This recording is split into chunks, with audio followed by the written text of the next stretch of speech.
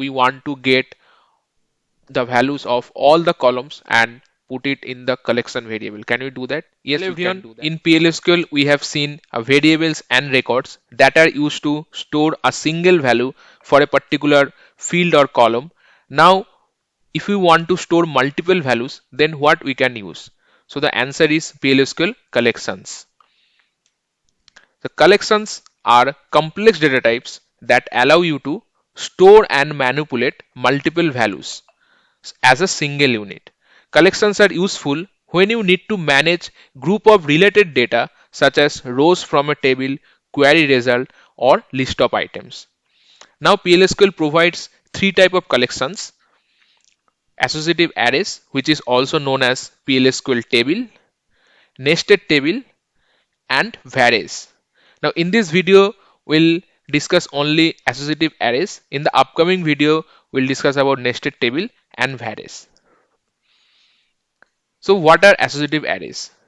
So an associative array is a collection of key value pairs where each element is identified by a unique index. Now the index can be either integer or a string. The index is called the key and the value is the data stored at the key. What are the key characteristics of these associative arrays? Let's discuss. So index is sparse. That means there can be gaps between the indices. It is unbounded. That means the collection can grow dynamically as needed, and it does not have a predefined size or a fixed number of elements. Now we'll see how to use the associative array within the PLSQL block. So first we have to declare the array within the declaration section. For this we have to write type name, which is the array name, is table of, then the data type of the data that you want to store in our collection. So in our case it is varchar2 because we want to store the employee name here. And then we have to mention the index by, then the data type of the index, because it is a key value pair. So here we have to mention the data type of both key and value. So for the value we have mentioned varchar2, and for the key we have mentioned index by pls underscore integer, because we want to use the index like 1 2 3 4 5.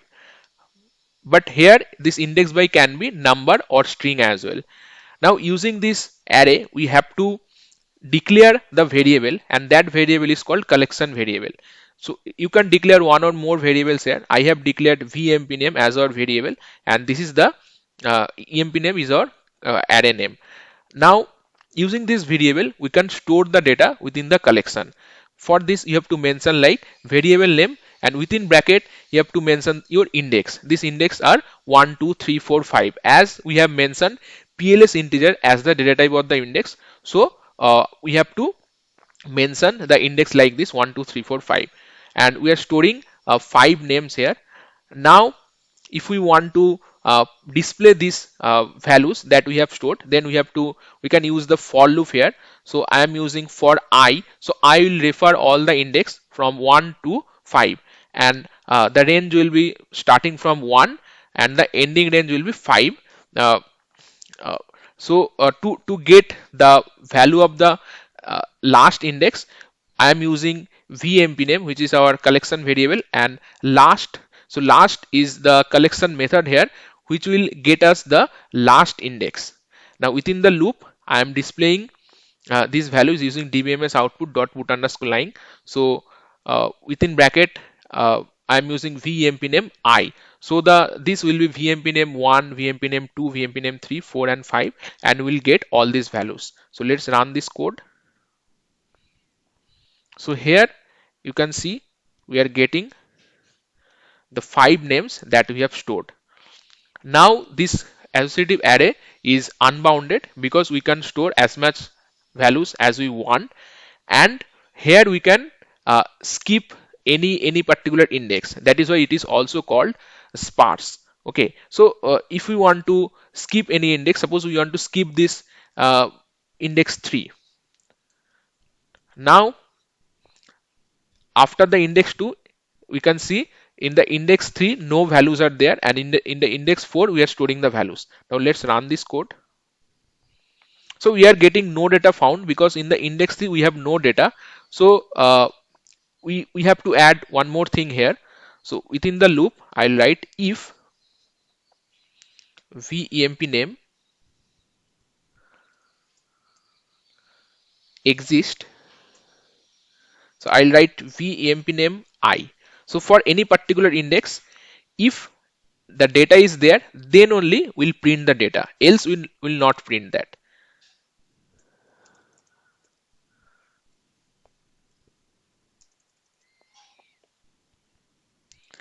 And we can write else will not print anything or will print no data.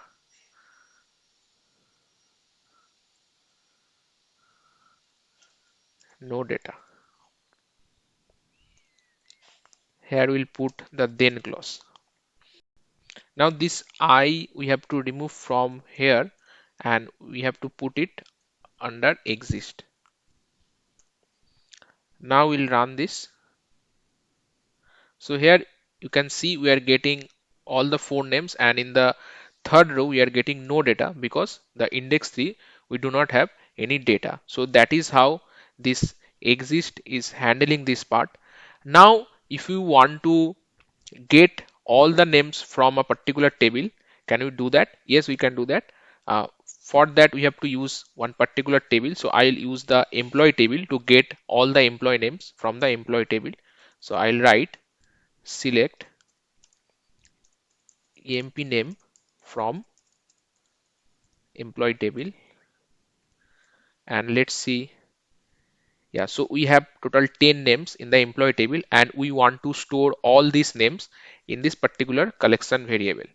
So for that we'll remove these hard-coded values and we'll use select emp name. Here we have to use bulk collect into. So if we want to put only one value from a table to a particular variable, then we can use into clause. But here we are getting all the values from the employee table for the employee name column, and we are storing all these values in this particular variable vemp name. So that is why we have to use this bulk collect into here. So now when you use bulk collect into, all these names will be stored in this vemp name, and then using the for loop we can uh, display all these names. So if we run this code, see, we are getting all this data here.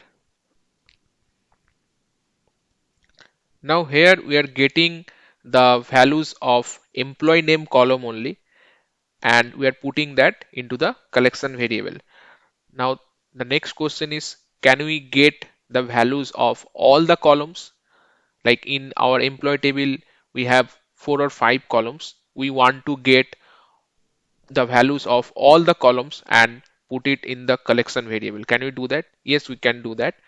For this we have to just change the data type of our data. So here we are using varchar 220. This varchar 220 is for storing the employee name only.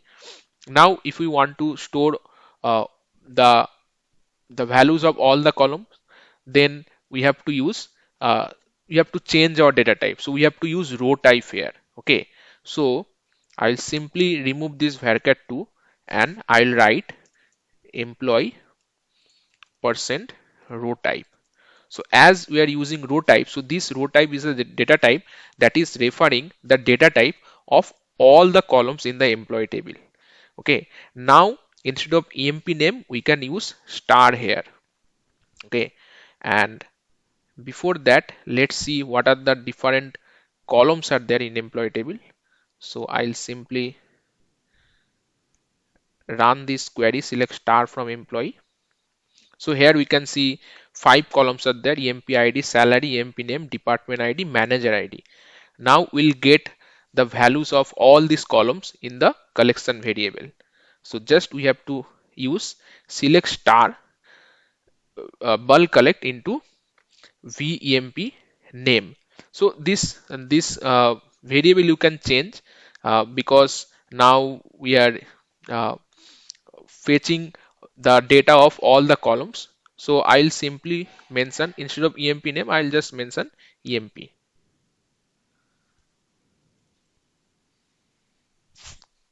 So now using this vmp, we can get the values of all the columns.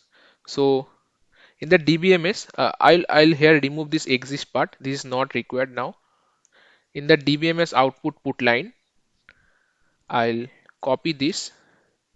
First, I'll write here VEMPI. Now, this VMPI is referring all the columns like EMP ID, EMP name, salary. Okay, so if we have to print the values of some particular column, that we have to use the dot operator. So I'll write dot EMP ID. Then I'll copy this, and then I'll write dot EMP name. Then I'll again copy this. I'll write dot salary. So this is how you can print the values of these columns. And now we want to put one separator. So that is why we'll write output,